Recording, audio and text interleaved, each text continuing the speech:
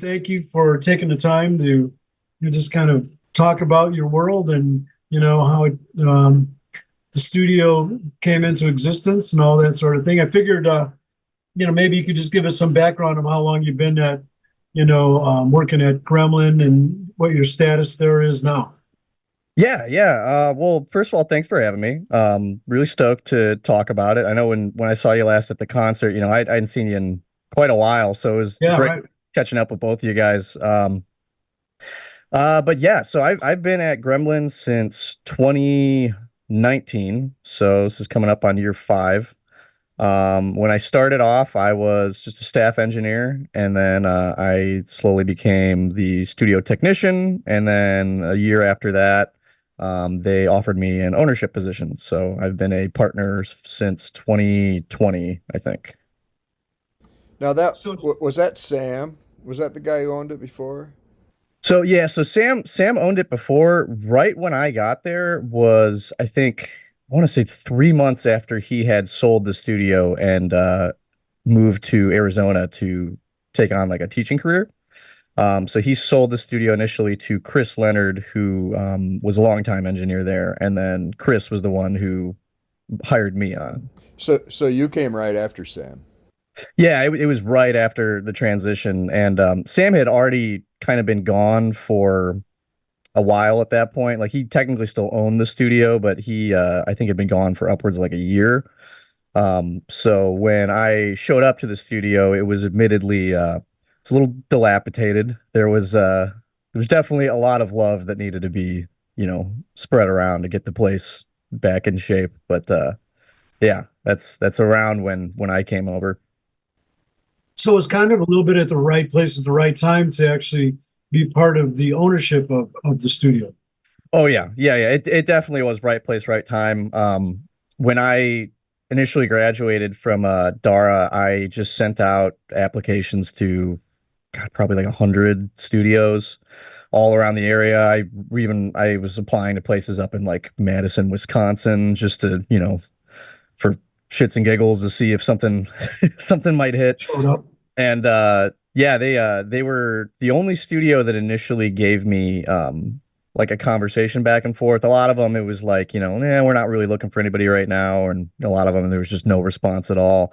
They were the only ones that gave me like an actual response. I was like, yeah, okay, let's have an interview, check it out, and then kind of just take it from there. Was your intent to own a studio, like when you were in school? Were you thinking I want to be a studio owner? Oh yeah. I think because even I mean when I started at Dara, that was like already kind of my end goal was I wanted to do strictly studio stuff, and I'd already had a hand in building some like small rooms for some friends for like mixing rooms, so I kind of already had like an itch to build my own studio, and yeah, I had always wanted to actually like become an owner of one and be able to run it. So for it to happen so quickly, I think was a little unexpected. But it yeah, I think it just worked out. And it was just like the perfect timing. Like right when I got there was when they really needed help. And Chris was kind of on his own, so he was more than willing to, add me onto the team, which was cool. Very, very cool. Yeah, so I would say one that definitely caught my eye right away was do you do day rates? And my answer is absolutely. Day rates are awesome. Um the way we set up our day rates are I end up doing like a 10-hour day, which is more or less typical. It's usually between 8 and 10 hours. Any guys that do more than that are insane because 12-hour sessions are just ugh, way too long. And when I was really green coming up, I used to do those, and they're just nightmares, especially like when you're first starting out, because like if you're working with like a rapper or something, and he just wants to do his full album in one day, it's quite the grind. So take it with a grain of salt, but yeah, definitely do day rates. They are pretty beneficial to the engineer. Obviously, you're getting a nice heavy check for one day, which is awesome. But it also helps the artist a lot too, because you can give them a smaller or less than rate than what you would be doing for your hourly. Um, For instance, my day rate, typically I charge $70 an hour for the Primo studios downstairs. Mhm. But my day rate is 600 for the full day, including the studio. So they're saving roughly around $100 for doing the day rate. They get more time out of it. I can set up and tear down without like worrying about having issues with band coming in and wasting their time. And at the end of the day, everyone ends up being a little happier than, just doing an hourly for 10 hours straight. So yes, absolutely. Day rates are awesome. I highly recommend them. And they they're pretty beneficial too. Because often if you get like a band that's really serious or just an artist that's serious and wants to make like a genuinely explorative album, day rates are great because you can just set up for, 2, 3 days and just kind of experiment a lot. A lot of times when you're doing hourly, the artist is always kind of thinking about that in the back of the head and worrying about, oh man, if I stay for another hour, it's another $70, this and that. And it's kind of just always there. And it's a lot easier when you have day rates because, you're not worrying about that. You're not so time constrained and, financially it's a little more viable. So I always try to recommend for guys, especially if they're doing like album tracking, to do day rates because it just makes everything easier for me, everything easier for them, and they save a little money in the long term. So when you say day rates, it's a day, it's for like the seven or $600 a day. That includes the studio use and you as an engineer. Exactly. Yep. Okay. Yep. And usually I'll include I'll do setup and tear down outside of those hours if I'm doing a day rate. Depends too. Like sometimes if it's a new guy, I'll just throw that in there anyway, just to kind of give him a little more of a push to stick with us. But yeah, usually I'll end up, roughly it ends up being like more like an 11-hour day, and the 10 is what I'm getting paid for, and the other one is just cleanup. Well, at what time, like if you do an hourly rate, then like how do you do, when does the clock start? Does the clock start when you turn on the computers or do you charge people for basically, like setting up all the mics and when does your clock start usually? So yeah, so when I'm doing hourly, the clock starts right when the agreed upon time is. So if they want to do a noon to 3 session and they show up at 12:30 or something like that, I'm charging them for the noon to 3 because they're blocking off the room. A lot of times as like a studio owner too, you got to think about opportunity cost. If Mhm. I'm giving a guy half an hour every time he's late, and then that just continues to be the case. If I have a session right after this with another engineer that's going to be in this room. Now I'm screwing them over. The studio's losing money on that potential, and it just becomes a whole kerfluffle. So very early on, we decided that the time that we charge is just the allotted time that was agreed upon before we even start. So if they show up late, it's too bad. If they show up early and I'm already there, I'll just start it. If we're both there ready to go, I'll just start it early and we'll end it a little early. Hmm. But generally, yeah, if it's a 3 hour session or however many hours, whatever time we agree to start at, that's when I start charging them. Oh, do I ever give people mixes before getting paid? No. I learned this the hard way, as I'm sure many freelance guys do when they're starting out. You're really hungry. You want to be able to give, them a good product up front. So, if guy says, oh, I can't really pay for it right now, but I can later. A classic rookie mistake is to send them that mix. And once you do that, it is entirely in their hands whether or not you're going to get paid. And it sucks. Chasing money is never fun. And in this business, especially with like digital transfers, I mean, once it's there, there's no, putting that back in the box. So you really got to be adamant about it. Um, I learned that early on, and from those lessons, I never send out a mix before getting paid, or the only time I will do that is if it's for like more corporate projects like voiceover work, or like audiobooks. And usually when with those, there's already a contract set up with like a net 30, 60, or 90 pay kind of scenario where it's agreed upon that they're going to pay me after X amount of time. Um, Outside of those, though, if there's not something that's like explicitly written down that's been agreed upon, I do not send out mixes without getting paid because it's just it's a racket and it's a really hard to try and get someone to pay you after you already send them the product that they have. And a lot of people still do that anyway, but I just I don't trust so easily anymore, and I try to make sure that I'm still going to get paid for the work I do because sometimes it's not so easy. So you have gotten burned on that before. Oh yeah, yeah, several times. And again, it was early on. I was just trying to get my foot in the door for a couple of artists, and the one that I remember specifically that was really bad. He had me mix his whole album, this artist, and I think it was like 9 songs. And he said that we agreed upon some like payment plan installment thing. And I think he sent the first one to me out of like 5. And then I sent him the full album. And then, of course, the other 4 were missing in the ether and never got that back. I ended up actually getting paid from him eventually, but it was more of like his next project that he did. He was working with another engineer, and I basically held his files hostage until he squared up with us on the previous stuff. So after that one, I was like, okay, I'm never doing this again because this is just not worth it. And honestly, I mean, to add on to that, the quality of client that you have too is also kind of important. Obviously, like when you're starting out, it's a little harder to pick and choose which clients you have, but holding them to some sort of standard is also like a big thing that I think more engineers should be doing. Um, so just be upfront with them. I think a lot of it's like communication. So like if guys are like, oh, well, can you send me it now, even though you're not getting paid yet?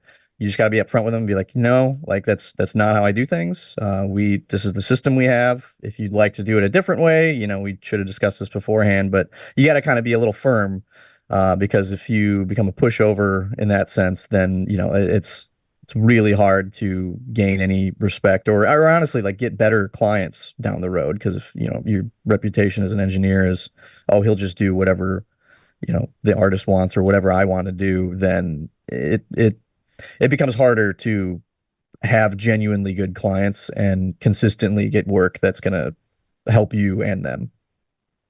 So when you like, say for example, somebody comes in and they just want 4 hours, Mhm. then you basically expect payment after the end of the 4 hours.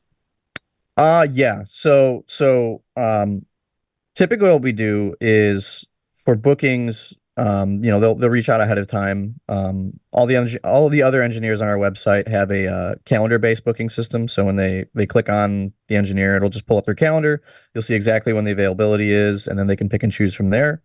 And then as far as booking goes, they have to put down a deposit in order to secure the spot. And that's another big thing, especially for studio owners that I've found over the years. If they put down a deposit, the likelihood that they show up exponentially grows. You'll get a lot of guys early on that are like, oh, I don't have the money now. Can I book the spot anyway? And, if they're a good buddy and you've worked with them before, that might work out for you. More often than not, though, they're not going to show up. But if they have money already invested into the future session, more than likely they're going to show up because they're going to lose that deposit. So that's something that, again, we learned early on, that doing a deposit required system helps a lot more with getting guys in the door and like actually getting them to show up and do the full session. But yeah, as far as like the booking goes, yeah, they'll usually, if it's a 4-hour block, they'll go on the website, request that time, put down a deposit, and then show up for the allotted time and pay the remainder of the session fees. Well, that's cool. So if they don't show up, the deposit's yours. They know that.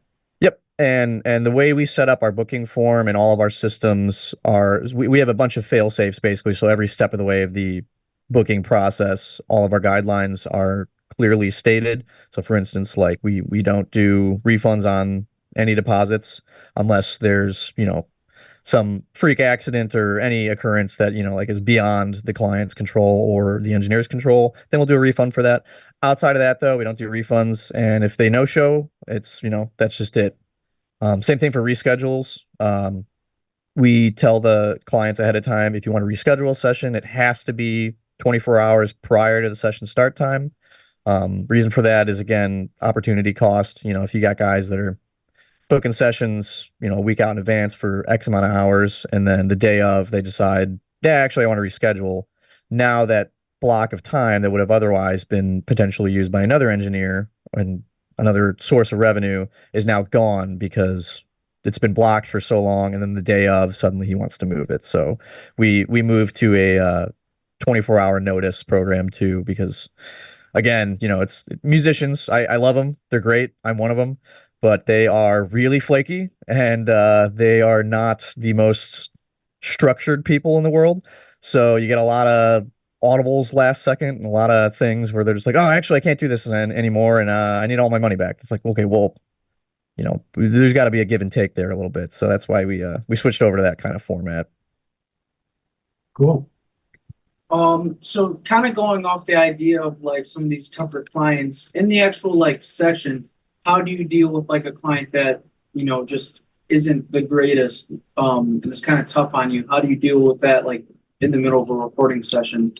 Do you mean like as far as his experience with recording the music, or in general, like he's just kind of being like a jerk, or More are of you like a jerk personality, kind of like not a super respectful musician. Okay, so yeah, that's happened to me before, and the way I deal with it is, again, just communicating up front. If he does something that I don't like, or he's just being demanding, barking, whatever, disrespectful, I will stop the session and be like, hey, we don't have to do this. If you're going to continue to act like this, the session will be over. A lot of times, especially early on, guys will kind of like be pushed over a little bit. If the client's demanding on something, you kind of give a little too much, and then they just continue to roll over you and over you. And I've seen it many times. We've had a lot of starter engineers where that's an issue. And you just got to be firm up front, like you're in the captain's seat. You're the one controlling this whole session. And if things are happening that you don't like or you think is inappropriate, stopping the session and communicating that right away is the best way for that to stop. And if they just continue to be an asshole after that, you just be like, okay, session's over, time to go. And that's kind of the end of it. It sucks, and you never want that to happen. But sometimes that's just the nature of the job. And when you're in the seat, it's half being an engineer and sometimes half being a therapist. And that comes with its own caveats. And sometimes as a therapist, you got to be like, okay, like we can't continue this. You got to go. We'll do this another day, or maybe not. But yeah, it's having a firm hand, I think, is underrated in the industry because, again, yeah, musicians, I love them, but sometimes they're crazy people, and I've dealt with a bunch of all walks of life, and there's definitely been a few times where I've had to like stop the session, be like, hey, if you want to continue to be like this, I can't work like this. So what do you want to do? And if you put it on them, most of the time, they apologize and go like that. It's been a few times where that hasn't been the case and they've escalated, and then I've been like, okay, now you have to leave. And that's been the end of it. But yeah, definitely being firm. You don't have to be rude or like elevate the situation, but being firm, I think, is something that would help a lot. So, like, what is your kind of average? Now, you're in the ownership role, not renting role. You're correct with you're part owner or half owner or of Gremlen. Yes, I'm a partner. I don't rent. I am a partner of the studio itself. The building we do rent, but the actual business itself, I'm not. I'm a partner of it. Okay, so you do rent the space. Like what are some ballparks, with just kind of like space, like since you don't own the building, like rental costs of the building and and your insurance and utilities, electric, all that kind of stuff. What is kind of generally for per month kind of?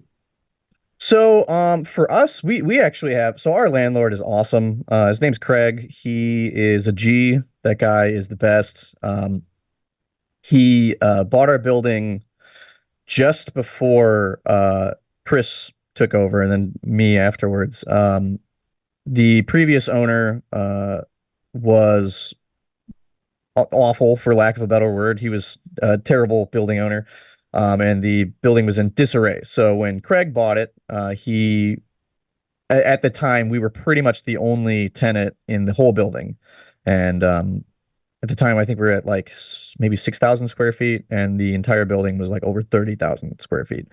So lot of empty space, and so he right away was pretty cozy with us because we were like his only source of income, and he basically worked out a deal with us where he kept the rent fairly, well, actually pretty low for the actual space we have, in exchange for us doing a good amount of utility work. So since my dad's a tradesman and I've been working with him for years, that's kind of like been my main job at the studio, has been a lot of like utility work, electric, just fixing things. And since me and Craig are pretty cool, he kept our rent significantly low so that we could continue to fix up the building while, he's also trying to fix the other parts of the building. So in total, I mean, I think our rent for all of our space, I think now we're just about 10,000 square feet, and I want to say it's like $3,000 a month, like total, which is, I mean, for the amount of space you have and the location, it's insanely good. Yeah. And our lease, I don't, technically we've been going month by month now. Our lease was supposed to end 3 months ago, but because Craig and I are pretty cool, he's just kept it the same. He hasn't bumped it up at all. And I just continue to do, like I'll come in once a week and help him out with plumbing or electric or whatever, and it's been pretty awesome. So So you've been trading work in the other spaces for him yes, to build it out? Okay. yeah. So we worked out a deal where I'd come in and help him, with whatever he needed done during that day, because he also lives in Florida too. So um, he's not up there a ton, and when he is up there, he's usually just trying to get work done. So it worked out for both of us because he kept the rent low, and I was able to help him when he's not around. Um, so I'd recommend, if you are going to build a studio or you're going to be in a space where you have to rent, like investigate the owner as much as possible before you decide yay or nay.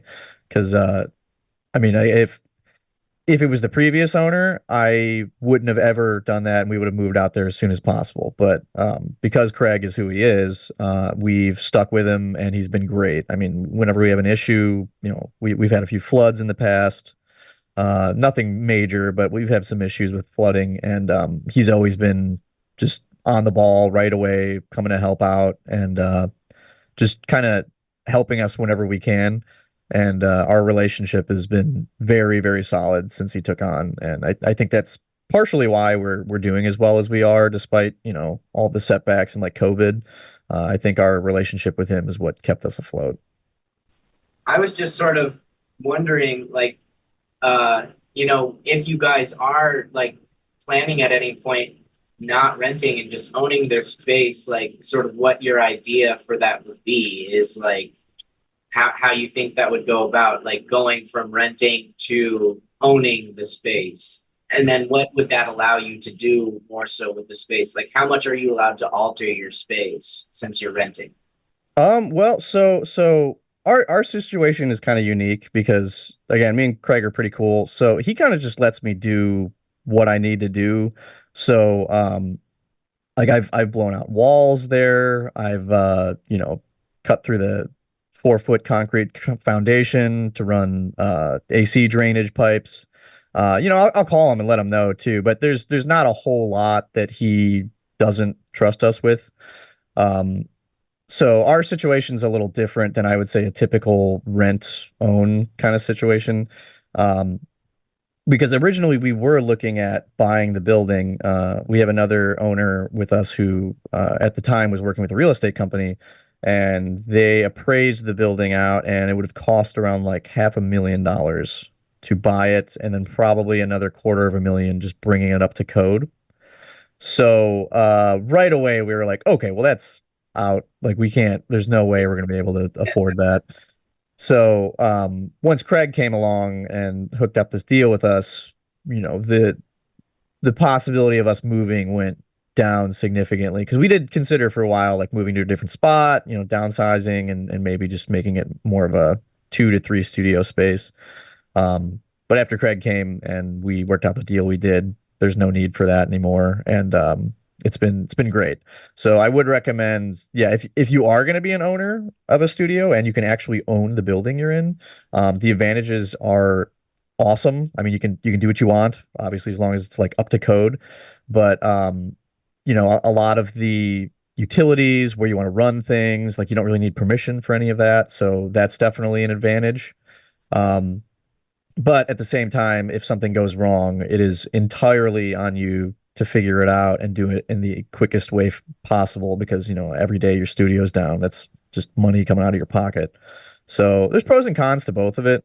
But yeah, kind of like I said, like if you do end up in a situation where you have to rent, just make sure the owner is a solid person because if you get any bad vibes from them at all, I would not recommend doing it because as a studio owner, it's not the easiest business to own or to uh, make neighbor friendly, I guess, because on top of the fact that you're making a bunch of noise, if you get like big rap sessions in, they want to smoke all day long. And, like as a studio, you can either decide to say no smoking at all and lose out on quite a lot of business doing that, Yeah. or you can decide to allow it and then deal with the repercussions of it, which was something we had to deal with for pretty much the first 2 years we were there because at the time we were a major like the significant portion of our income was just rap and hip hop based. And they'd come in and want to smoke blunts all day, and we decided fine. We asked Craig about it, and he was like, "Yeah, I don't care. That's great. I love weed, so go for it." Um, and then we started getting complaints from our neighbors. And once we had a children's dance studio move in above our basement floor, then it became a significant issue because, they would be doing dance classes and being like, why does it smell like a meth lab in here? Like, what's going on? So we had to, I talked to Craig and I ended up designing a ventilation system for each room that would essentially circulate the air in and out, like get fresh air from the outside and then get the air that was in the actual control cabin and shoot it up the chimneys to the top where I installed an exhaust system. So, Wow. yeah, but like I said, like because I'm in the situation I can do that with Craig versus, if you're just in some office building, that guy's going to tell you absolutely not. Like, are you crazy? That's not going to Yeah. happen. So yeah, I don't know. There's give and take to both. But yeah, I would say if you are an owner, definitely make sure your place is as neighbor friendly as possible. Well, speaking of that, it's like how important do you feel like it is to develop a niche for your studio? Or do you think that that's not really a concern? Do you mean as far as like geography? Like No, where, a niche of artist types. oh 'Cause yeah. look at you were mostly doing hip hop and R&B. Do you feel like? I mean, it seems like there's always a sound of a studio, and there's people will come to it for that. And but do you feel like one of the key things is to develop a niche?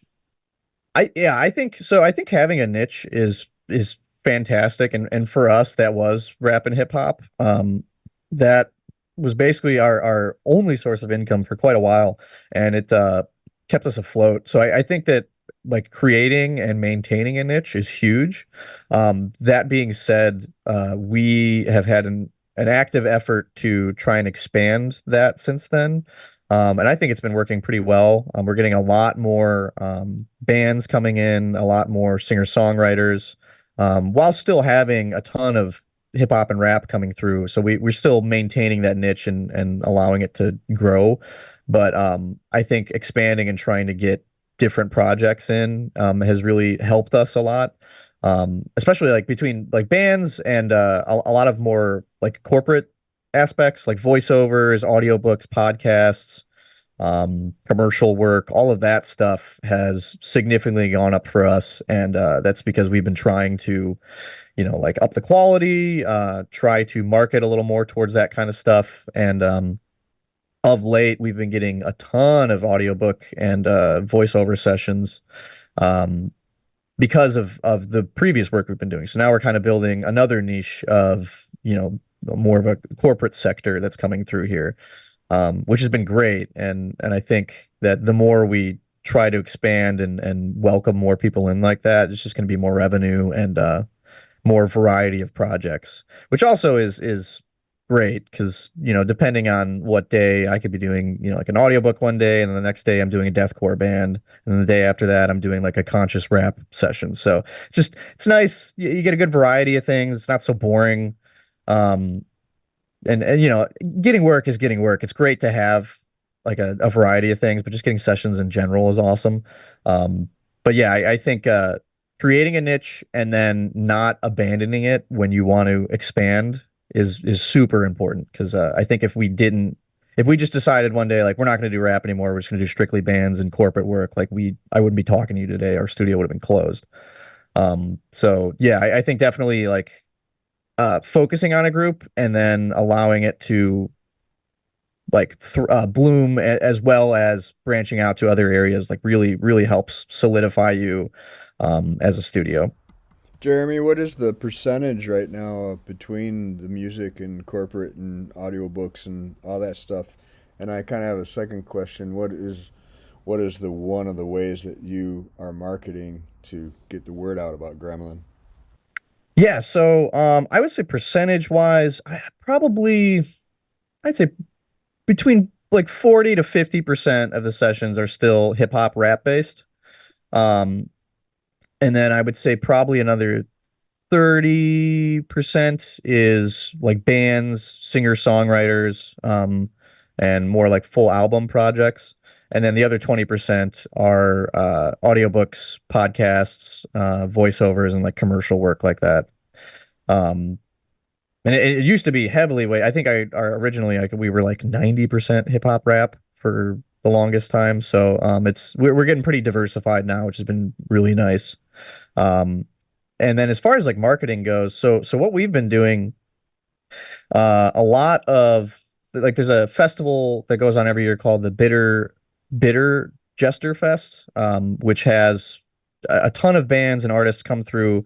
And it's more or less like a battle of bands type format where you perform, judges judge, and then as time goes on, you win prizes throughout. So what we'll do is we'll donate studio hours for prizes for these things. And we'll also throw in for runners up like free rehearsal hours, because we rent out our main studio room for rehearsals for bands. So we'll do a lot of outreach when it comes to like fests like that and like battle the bands type scenarios. We also will reach out to venues and do a lot of like giveaway stuff with that. The Forge is another one. We do a lot of rap giveaway slots, and we'll always throw in like, a 3 or 5 hour block for Gremlin just to throw it in there as like a winner or runner up or something. And it helps a lot because you get a lot of guys that'll come through that, they'll get the free hours.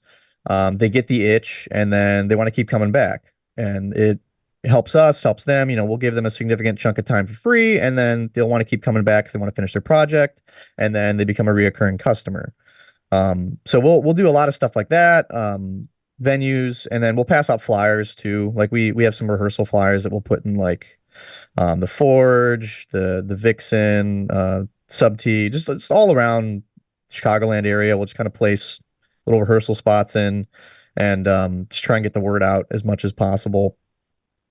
And honestly, as far as the corporate and voiceover work goes, we have been insanely lucky because we've done little to none marketing whatsoever, and it's all just been word of mouth, and they just keep coming back. So I think we're going to revamp our website pretty soon here and make a section devoted specifically for that, and like links with examples of our work. But at the moment, it's just all been word of mouth, which has been awesome because I think a lot of those audiobook people in general it's a pretty small group of production companies, so they kind of all talk to each other. And in the last year, I think we've gone up probably 200% of those kind of sessions, and it's all just been, guys are like, oh yeah, I did a session there once, it was great, and then passes it on, and then suddenly we kind of have like a small network of guys that just keep coming back.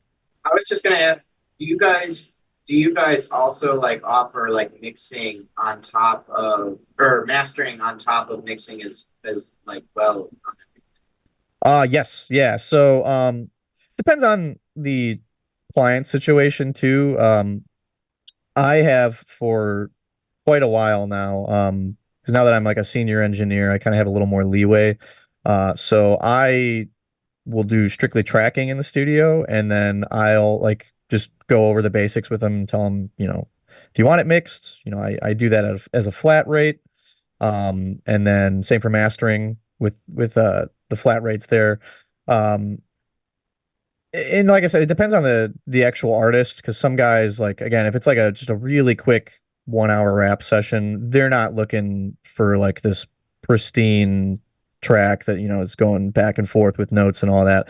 They're just trying to do a quick little one and done kind of situation. So in those instances, you kind of just will throw a mix together on the fly, put a limiter on it, call it a day, give it to them. But then you'll get guys that'll come in that actually want to do the full album experience and really like hone in their craft and make it a really great product as far as like a single or an album goes. And when those instances happen, I'll devote a day or however many days just to tracking. And then from there, I'll let them know, like, I'll give them a quote for mixing, tell them, okay, this is roughly what I'm going to do. If that works for them, we'll go ahead and do it. And then same for mastering, where I just upfront, I'm like, okay, this is what I'm going to charge for this sort of thing. If that's cool with you, we'll go ahead and do that. Not all guys do it like that, but I've, for the past 3 years, been doing just strictly, at home mixing. And it's very lucrative. I personally hate mixing when the client is in the room. It is awful. You'll be in the middle of mixing some vocal and you're trying to fix the sibilants on one sentence, and they're coming over and they're like, hey, actually, I don't think that sounds right there. Let's change this over here and do this and that. And it's like, if they're not there, it's a lot easier to just make it sound good. So I decided early on that I was not going to do mixing sessions with clients in the room unless they're like absolutely adamant about it. And then I'll let them know up front that it's not going to be as good of a product, because if I'm at home in my environment doing the thing that I do, it's almost always better than having them sit there in the room and try and like direct mixing as it's going. But yeah, we for sure do a lot of mixing and mastering. I'd say that's probably the majority of my income as a studio engineer. Because outside of tracking, I'll just get a lot of guys that just send me stems from all over, and I'll just mix it at home. Sometimes I'll bring it in the studio if I need like a specific plug-in or if I want to run it through a tape machine. But for the most part, I'm doing everything exclusively at my home studio. So that's when you said flat rates. So that's different than when you say your hourly rates of the studio. So when you say flat rate, do you mean, okay, I'll mix this song for $200 and master it for $50 or whatever? You give them a rate like that, or do you give them an hourly rate? Yeah, so I'll give them a flat rate like that. And yeah, it depends on the genre and like how many tracks I'm going, but I will give them like a flat rate as far as like per song. Like I'll say, okay, I'll mix it for 400, master it for $100, or whatever it ends up being. And if they do multiple songs, I have like a little discount structure. So if they're doing a full album, I'm going to give them a significant chunk off, as opposed to doing every song at like $400 a song. Doesn't matter how many songs. And usually, like, if I have a band that comes through that like will work with me start to finish, like track, mix, and master, I'll give them a pretty significant discount off of the mix and master, because they're giving me a ton of work, and it's better that way, because you end up keeping guys longer, and it just is more beneficial. There's a few guys that I've worked with in the past where they're really, really rigid about their rates, and I've never found that to be conducive to getting a lot of work consistently. Which tomato tomato. Some guys are like that. I prefer to not advertise my rates and then do it based on the project, because depending on what their budget is, for one band it could be $500 a song. For another band it could be $700 a song. It just depends on what they have, and that's another thing I'll do up front is ask them like, what is your budget? Like, what are you trying to spend on this? What's your max, and what are you trying to get out of it? Because again, like oftentimes guys will just send them a flat rate and be like, yeah, it's going to be $7,000 or whatever, and then people just freak out because they're like, oh my God, I can't afford that. Like, there's no way we're going to be able to do this. So communicating and just upfront asking them like what their budget is and what they're trying to do helps a ton when it comes to like giving an actual quote. But I do stick with the flat rates because hourly I've found is just there's too many variables, and it usually ends up costing more for the client in the long run, with like the back and forth. Usually what I'll do is the flat rate. I'll give them an initial mix. They'll send notes back. We'll do that a few times over, and then when it's good and set, we'll switch to mastering. If it starts, a cycle starts happening where it's just like notes after notes after notes, I will put a stop eventually. Usually if it's more than like 4 back and forths, I'll be like, okay, guys, I think we're done here now. If we have to keep going through more, I'm going to have to charge you more for this because this is becoming, another whole mix down. Gotcha. But again, just communicating that up front is the easiest way to make it happen. Yeah, because a lot of time could be spent just tuning stuff. Yep. I mean, and you go, okay, I'm going to charge you $500 on this, but then you spent, 6 to 10 hours tuning things, and because depending on, so you look at basically what the mix that you're dealing with is, like how many tracks, how much tuning, how much fixing of beats, beat detective-ish stuff, and then you go, okay, this is the flat rate that I'm going to charge you. Yep, exactly. Because I mean, sometimes if somebody's sending me a stem and it's for lack of a better word, just poopy garbage and everything sounds awful, it's going to take a lot more work to make that sound good versus something that like I tracked from the beginning. We spent time on it. We got tones. We set everything nice so that I'm getting the best possible raw takes before going to mixing. And if I do get stems like that are immaculate, like it's gonna cost them less in the long run because I don't have to spend time shaping everything and tuning everything and aligning the drums and doing all that.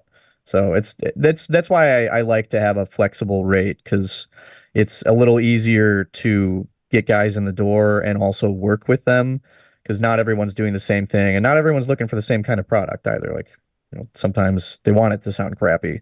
And if that's the kind of tone they're going for, I don't have to do as much. If they want to record out of a tin can and that's the tone they're looking for, then, by all means, let's do it. With now, just in terms of like clients, have you ever had a situation where like they might have damaged some of your equipment, and do you kind of have like a policy in check for if that happens, or any fail safes for if something gets damaged that they've caused? Yeah. So we have a few different fail safes we have for that. So if like a client actually does it, usually depending on how severe the damage is, I'll just tell them like, look, you gotta buy this thing, or pay for whatever repairs are going to come with it. And it's only happened a few times, I would say. And the one, some guy, he accidentally spilled his Coke can over one of our SPL monitoring systems, and it was like a $1,500 thing. And I told him, I was like, look, I'm not going to mince words. This is a crazy expensive piece of gear, and you're probably going to have to pay for it. But I have to see if I can get it repaired. So first thing I'm going to do is I'm going to send it to Deltronics, and I'm going to get a quote and see what's wrong with it. And then once I do, I'm going to let you know how much it is, and then we'll take it from there. But to hold them accountable when things like this happen, it kind of sucks, but you have to hold their tracks hostage. That's pretty much the only, I guess, like, leverage of power you have in that situation is like, well, if you want the thing that you paid for, then you have to, you know, fix the gear, pay for the fixed gear. And in some instances, if that's not enough or they just want to do it, then, you know, you'd have to go to like collections and go through courts and all that. And luckily we've not had to do that yet. We're pretty good about checking clients beforehand and making sure that, you know, they're not going to be putting drinks anywhere they're not supposed to, and just going over the layout of the room and the do's and don'ts. And the few times the gear has been broken, like that Deltronics bill, he ended up only frying a few transistors. So when they ended up fixing it, I think it ended up being like $200, and the guy just paid it right away, and that was the end of it. For our freelance engineers, because we rent our 2 upstairs studios, for them, it's a little bit different. We require an orientation beforehand, and when we do the orientation, we get their card info, driver's license, and just basic info. So if something is broken in real time, they're just automatically charged for it. And that has been a great system for us, and it has happened multiple times. We had a guy knock over a monitor once, and, you know, like, just boom, right away, $800 off his credit card. And like, he knew going in, you know, he messaged us right away and said, hey, I'll let you know, my guy knocked this thing over and it's busted in half.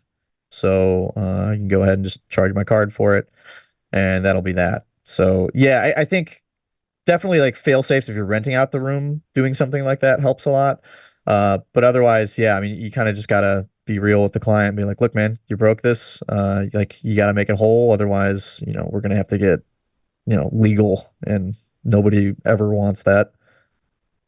So you have short-term rentals upstairs, or do Yes. some people do long-term too? We the standard procedure we do for that is we have a online booking portal similar to the other engineers, where they just, you know, they type in a password. If they're approved for the site, they get allowed access to the calendar, and they can see the calendar, I think, for 6 months in advance, all of the open times throughout each day, and they can go ahead and book those for, you know, X amount of time, and we charge an hourly rate for that. So they'll book the room for X amount of hours, and then just put down the full deposit for it, and then, you know, they'll come in and do the session. How many rooms do you have now? So in total, we have 4 studios, and I'm working on building the 5th one.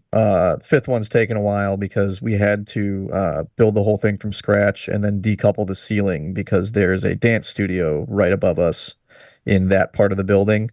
So it's been an enormous effort to try and dampen their gigantic feet. So it's been a battle, but we rent out the 2 upstairs studios B and C, for freelance engineering, and then our main live room in Studio A we'll rent out for bands to do rehearsal. The studio that I'm building now is going to be a permanent rehearsal space. So once that's done, we'll have one room specifically for that, and then our live rooms will just be for actual tracking. So the new one you're building is not going to be a tracking room. No, yeah, it's just going to be a rehearsal room. And, you know, the way we do our rehearsals, we provide, I think right now we have 2 guitar cabs, 2 bass cabs, a full PA with a mixer, and then a drum kit, with cymbals and everything. So it's a pretty standard rehearsal setup. I think where we are kind of taking advantage right now is we're pretty cheap as far as the market goes for rehearsal space. I think we're 25 an hour right now, and I think the average in the city is like either a monthly rent, which, you know, if you get a ton of bands in one room, you can make it work. But I think a standard monthly rent for a space in the city is like 800 to 1,000 a month. And then there's rentals by the hour. Like, I think Fort Knox is like, I want to say it's like 35 or 40 an hour or something like that. But yeah, we're on the cheaper end of that. So we're getting like a lot more bands coming in from the city. They're, you know, taking the 40-minute drive to come out to here to rehearse, because they don't have to bring any of their gear, and they can just show up, do it for 2 hours, and then leave. Now, with the rehearsal space, do you have a minimum set of hours that they have to book, or is it if they just want to show up for an hour and that's fine? Or do you have to, there has to be a minimum amount that they have to book it for? No, our minimum is just 1 hour.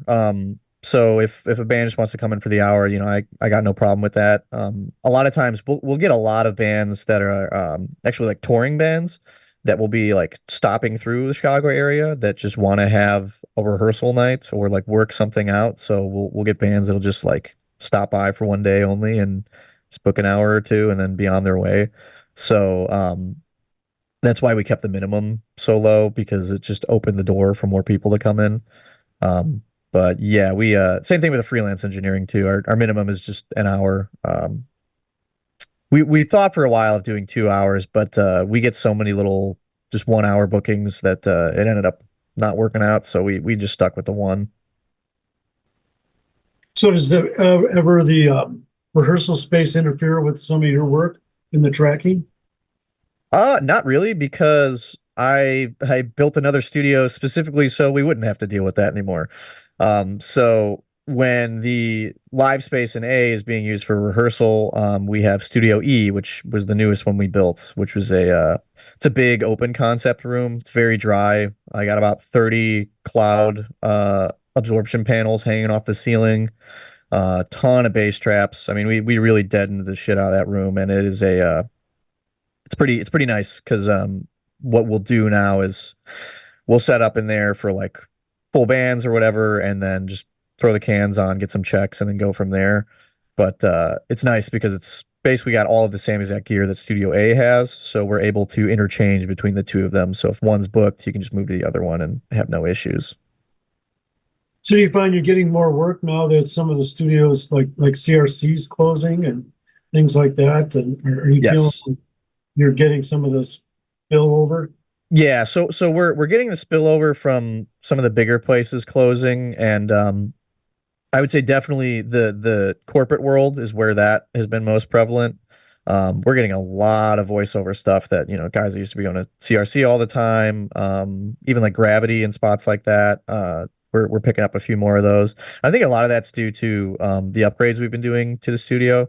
When I first got there, like I said, it was pretty dilapidated. It was a rough spot. I walked in and first thing I noticed in the live room is that they just had two acoustic panels up and they were just like open insulation, just like fiberglass, just hanging out in the middle of the live room. And I was like, all right, well, it probably needs some work. So it wasn't the best looking place either when I first got there. It was pretty dingy. Our Primo studios were in a basement and the lighting was very, very dim. So it just looked like a spooky, creepy basement and was not very inviting. So we've been, Name Gremlin. yeah, yeah. Well, it was pretty. I don't know. The choices that they did for the artwork in there too were a little odd. Like the main hallway for the studio room was painted like a cream white, and they just put a strange 50-foot long UFO along one of the walls, and the other wall just had a bunch of really strange looking like graffiti aliens on it. And when I showed up, I was like, are we tethered to these? Can we maybe get rid of this and get like something a little more appealing to the eye?" And luckily Chris was like all about it and was like, "Yeah, we gotta give this whole place a glow up." So the past 3 years, that's what we've been doing is just, like putting in new drop panel ceilings, painting, new trim, new floor, just kind of making the place a little more amendable and nice looking. And I think it's really paid off because we've been getting significantly better clients, clients that want to come back for longer periods of time. And it's a lot more, I would say, like upper echelon stuff that before I think was a little unreachable for us. And now we're starting to get that in higher volume. So finally starting to pay off. But yeah, the aliens had to go. They were really an eyesore. So you can have multiple sessions at your place at once then, right? Oh yeah, yeah. We've had 4 sessions going at once, and hopefully when this rehearsal's open, it'll be 5, which will be pretty sweet. That does come with its own challenges, like the new section where Studio E and eventually where the rehearsal spot will go. They're right up against each other, so creating door threshold for both rooms that would isolate it has been pretty challenging. Studio E, I've actually had to build every wall is a room within a room. So like the door to get in is, you open one door and then there's a threshold and then there's another wall and you have to open that door to get in. So we've had to do a lot of like air blocks, dual 5/8 drywall, sheeting, mass loaded vinyl, just a lot of stuff to make it so the rooms can coexist together at the same time, which has been pretty challenging. But I think we finally got it to a point where they can both work silently. I think that would be a podcast in itself, all the things you did to Oh my God, make it. so much. I mean, it was. I really wish I took more pictures of the place when I first got there because it was rough, man. There was a lot of stuff we had to do. Um, the electric was just insane. I mean, just so many ungrounded ungrounded outlets and just like bare wires. I was clearing out the ceiling in the upstairs one day and I moved a ceiling tile out of the way and a 20-inch Bowie knife just fell straight next to my head and landed in the floor next to me. And I was like, oh, cool. Like, that's a good spot for that. Like, so yeah, just a lot of crazy stuff that I had to fix and change and a lot of it was just stuff I had to learn on the fly too, like drywalling a ceiling. I'd never done that before and I was doing it mainly on my own, so that was pretty tough. And Yes. yeah, it's not easy, especially with 5/8. I mean, you got like 80 pounds on you and you're lifting it. Our ceilings are tall. We got 12-foot ceilings, so they're it was a challenge. And it doesn't help too that our building was made in I think it was 1889 or something like that. So I mean, there's just a ton of really old cold code stuff that's just been grandfathered in that you got to try and work around. So it's been a fun challenge trying to get that place to be up to spec. I was gonna say question wise, I saw so how much are you in for utilities? Um, Something that we've definitely been focusing on a lot in the last year is just like budgeting well because a studio can quickly become a money pit. So you really, really got to be on top of your accounting and just checking all of your costs on a monthly basis. And especially for how big of a place we are now. Like I said, we're over 10,000 square feet, so there's a lot of area to be heated, cooled, piping, leaks, all of that. So you got to be pretty on top of it. And one way that we combat that is every week we have an owners meeting, and we get together and just talk about, like what we think's going wrong, what areas we can improve upon, go over costs, all that sort of stuff.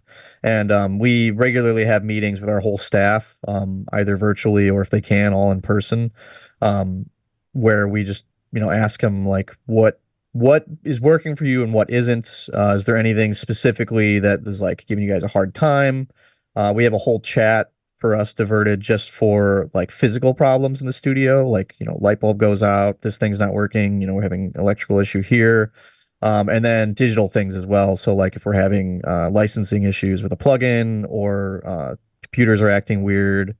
We have a full server on site too, so we have to do maintenance on that a lot. Mhm. And we set up a network so all of our computers are hooked up to the server so you can in real time take your sessions and back them up onto that. And then the server also has a cloud backup, so we have a secondary fail-safe. But that also needs, a lot of maintenance, a lot of just checking on it, make sure everything's smooth. So it's a lot of preventative maintenance and watching your costs and seeing where you can improve in some areas. Case in point, we just cut our dumpster bill in half because we were paying for a giant dumpster during our construction years. And now that that's kind of passed, we don't really need to be paying for all of that. So we've cut it down to, like, I think it's like a third of what it used to be. But it's stuff like that where like if you're not on top of it, you're going to be spending thousands and thousands of dollars on something and not even realize it until, you look at the bank account and you realize how low it's gotten. Especially when it comes to like disputes too, which I actually I added a few questions that I'm going to send to you, Jeff. Okay. But one was, what steps do you take to prevent card chargebacks? That has become much more of an issue in the last 3 years as cash has gone down. Yeah. There's a lot of people out there who will just charge back whatever they can. They'll just go through their card on their app and just start pinging everything off. And as So a they small basically business, dispute the charge, and then oh yeah, yeah. yeah. So they'll do a chargeback, and then depending on, like, we use Stripe for most of our online transactions, Yeah. and Stripe will send us a dispute, link, and then we have to go ahead and go back and forth with it. And in America specifically, it chargebacks heavily favor the buyer, so it's really hard as a business to combat a lot of them. So you got to take a lot of steps to prevent that. So, for instance, on our booking form, we have a clause that says, basically, if you check this, you are the card holder of this, particular transaction, because a lot of like Stripe disputes that we've lost have been guy just uses someone else's card. And when they do that, there is essentially nothing we can do to dispute it, because at that point it was fraudulent from the start. So the business takes the loss. Um, Same. So when we have that check, that's a little bit of a fail safe. So when we submit the dispute, we can say this person agreed that this was their card. If it wasn't, that's an area where now the Visa or MasterCard holder can still get their money, but basically combat the person that used their card versus the business where it was spent. So do you like when, for example, in that case, like if you had a like you had a client and they did all the paperwork and you saw, okay, you're going to be paying on this card, and then the onus is on them to use that exact card to pay for the sessions. Otherwise you reject it, or how do they, because yeah, that I didn't even think of that, but that could be a nightmare. Oh yeah, it's been. I mean, it depends too. Like, we had a freelancer recently who we were having issues with. He kept staying over longer than he was supposed to. We had to keep charging his card for the overtime, and his card kept declining because he kept turning the charge option off. So eventually we had to ban him outright, and then he just started disputing all of his charges for the past 2 months, which ended up being, I think it was like $600 or $700, which is a lot of money for a small business. Like that hurts us. And so we had to basically take him to Stripe court, and we had to provide receipts for every transaction. We had to provide the booking form, which said he agreed that that was his card, which it wasn't. And then we had to provide physical evidence that he was actually in the building. So we had to pull up camera files and timestamps and all that, and submit all of it to win any of those cases. And like I said, it heavily favors the buyer. So, like, he can just flip that switch and say, nope, I didn't spend that. And it's up to us as a business to provide an overwhelming amount of evidence to win it, because that's what you need to win it. And we won the majority of them. A few we didn't get back, but the most of them we got. But I would say, as another precaution, make sure your camera system is as good as possible. When I was first there, we had a real rinky-dink crappy system that I think only held like a couple days worth of footage. So when we would have disputes like this, they'd want to have physical evidence, and I couldn't provide any of that, so we would lose every single one of them. So now all of our cameras have, 8 terabyte server drives on them, and I can recall months back and provide screenshots for all of that. But, like, it's things like that you don't really think of up front, that, the more it happens to you, the more you start to realize you got to just dummy proof everything to the nth degree to stay afloat. Well, that's huge. That's a huge thing. I didn't even think of that, but it's definitely the new way. Well, I got a class in 3 minutes. Oh, So, you guys good? Yeah. Thank you, man. That was awesome. all right. Well, thanks for having me, Jeff. I Bravo, appreciate bravo. you guys. Excellent, Jeremy. Excellent, man. Yeah. Congratulations. Yeah. Thank You you. got a great thing there. I appreciate it, guys. We're it's a work in progress. We're trying to improve every day, but it's been cool getting it to where it is now. We're gonna have Yeah, to come thank- out and see it.